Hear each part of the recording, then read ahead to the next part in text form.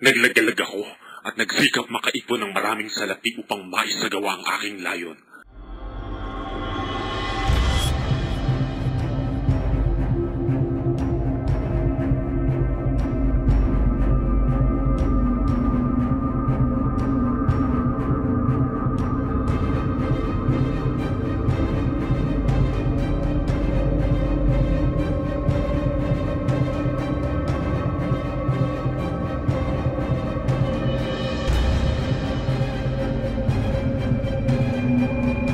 Ang ganda! Anong ganda! Ang nobyo pala niya ay ang kagalit kong estudyante. Narito si Padre Camorra. Ano? Hindi ba ulo lang nakaisip niyan? Nasaan si Simon? Dapat bilhin niya ni Simon. Putres, napakakuripot ng Amerikanong yan. Natatakot na pagbayarin natin siya sa pagpasok sa tanghalan ni Mr. Leeds. Makikilala ninyo't bawang kadayaan lamang ang salamin. Sa ulong iyan ay pinagyayabang ni Mr. Leeds.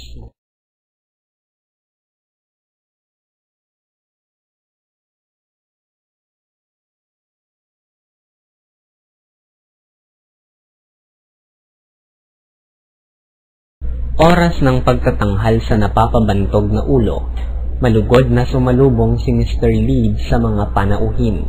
Mahusay siyang magsalita ng Kastila, palibhasay na nirahan ng ilang taon sa Timog Amerika.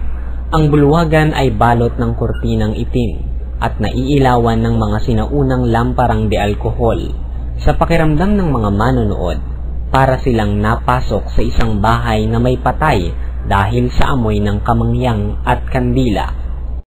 Samantala, nais ni Benzaib na ibunyag ang daya ng tinatawag na estinghe ni Mr. Leeds. Sinuri ni Benzaib ang mesang natatakpan ng itim na tela sa pag-aakalang may salaming pandaya, ngunit wala siyang nakitang anuman. Kayo ba'y nasisiyahan? Maaari na ba tayong magsimula? Madali na. Napakabagal namang tao nito. Kung gayoy, magsiupo na po. Mga kaginoohan, minsay dumalaw ako sa piramide ni Khufu, ika-4 na libi ng mga paraon. Sa isang libingang gawa sa batong buhay na pula ay nakita ko ang kahang iyan na maaari ninyong siyasatin. Amoy bangkay! Kamoy ng 4,000 taon! Ang kahang ito, mga ginoo, ay may lamang sandakot na abo at kaputol na papiro na kinasusulatan ng 2 salita. Nang magawa kong bigkasin ang unang salita, nasindak ako nang buksan ko at matagpuan sa loob ang isang ulo. Inalis ko ang pagkatakot at binasa ang 2 salita. Nawala ang ulo at ang napalit ay ang sandakot na abong ito. Natagpuan ko ang 2 salitang makapangyarihan, panlikha at panggunaw, pambuhay at pampatay. Sa gitna ng katahimikan at sa nanginginig na tinig ay nagpatuloy si Mr. Leeds. Mga ginoo, sa pamamagitan ng isang salita'y bubuhayin ko ang sandaot na abo upang makausap ninyo ang tanging nilikhang nakapapatid ng nakaraan, ng kasalukuyan at ng hinaharap.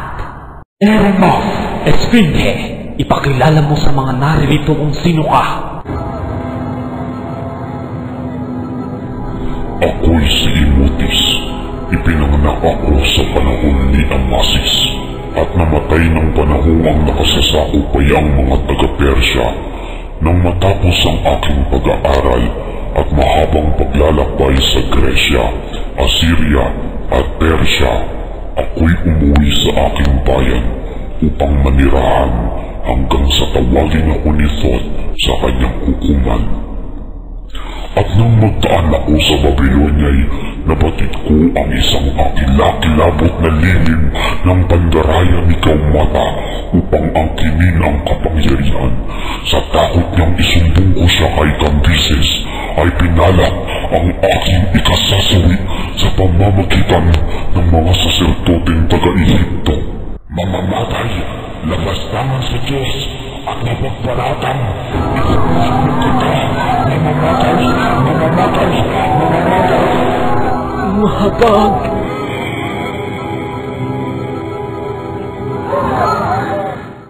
Nang makauwi si Placido sa tinutuluyan niyang bahay kasera, nadatnan niya ang inang si Kabesang Andang na naghihintay sa kanya.